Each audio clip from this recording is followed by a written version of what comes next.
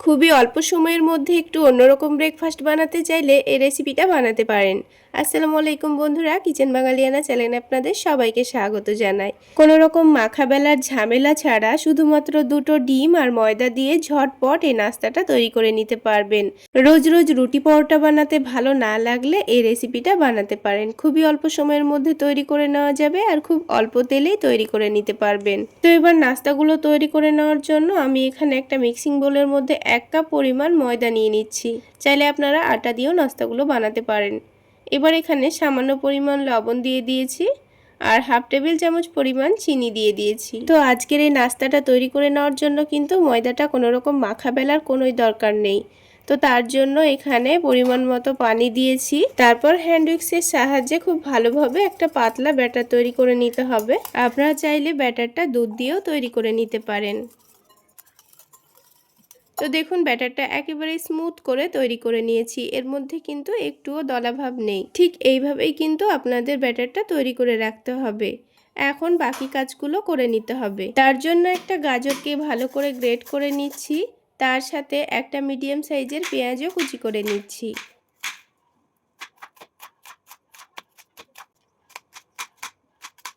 আর ঝালের জন্য একটা কাঁচামরিচ কুচি করে নিচ্ছি। এবার ওই ময়দার ব্যাটারের মধ্যে গ্রেট করা গাজরটা দিয়ে দিলাম আর দিয়ে দিচ্ছি কুচনো পেঁয়াজ আর ঝালের জন্য কাঁচামরিচ কুচি দিয়ে দিচ্ছি।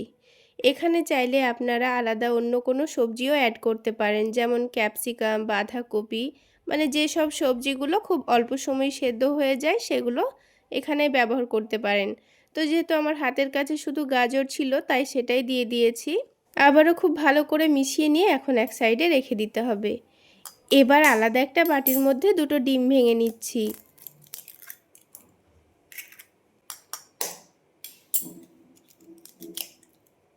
এবার তাতে দিয়ে দিচ্ছি স্বাদ মতো বিট লবণ। ঝালের জন্য অল্প একটু কাশ্মীরি রেড চিলি পাউডার দিচ্ছি। আপনারা চাইলে কাঁচামরিচ কুচিও ব্যবহার করতে পারেন। দিয়ে দিচ্ছি চাট মশলা। এখন সব কিছু ভালো করে ফেটিয়ে নেব। খুব ভালো করে ফেটিয়ে নিতে হবে যেন গুঁড়ো মশলাগুলো ডিমের সঙ্গে খুব ভালোভাবে মিশে যায়।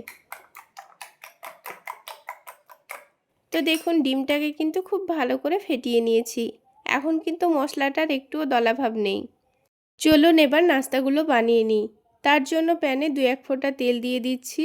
এই নাস্তাগুলো বানাতে কিন্তু খুব বেশি তেলের প্রয়োজন হয় না, খুবই সামান্য তেলে আপনারা নাস্তাগুলো তৈরি করে নিতে পারবেন। তো 2-1 ফোঁটা তেল দিয়ে প্যানের চারিদিকে ব্রাশ করে নিতে হবে। তারপর যে ব্যাটারটা রেডি করে রেখেছিলাম এটাকে আবার একটু ভালো করে মিশিয়ে নিতে হবে। যতবার নাস্তাগুলো বানাবো ততবারই কিন্তু এভাবে নাড়াচাড়া করে মিশিয়ে নিয়ে প্যানের মধ্যে ব্যাটারটা দিতে হবে। তো 2-3 চামচ ব্যাটার দিয়ে দেব, দিয়ে রুটির মতো করে ভালো করে শেপ দিয়ে দিতে হবে।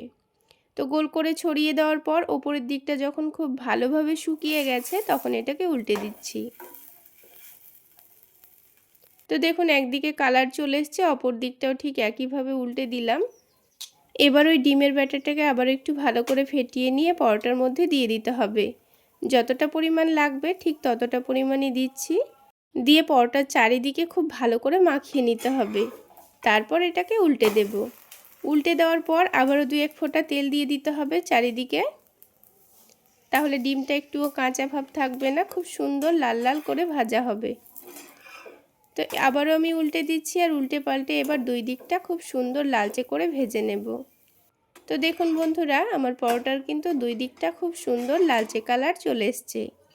এখন আমি পরোটাটাকে তুলে নেব। তো একটা পরোটা কিন্তু আমাদের তৈরি করা হয়ে গেল। তো আমি আপনাদের আরও একটি পরোটা তৈরি করে দেখিয়ে দিচ্ছি। তো আবারও 2-1 ফোঁটা তেল প্যানের চারিদিকে ভালো করে ছড়িয়ে দিয়েছি।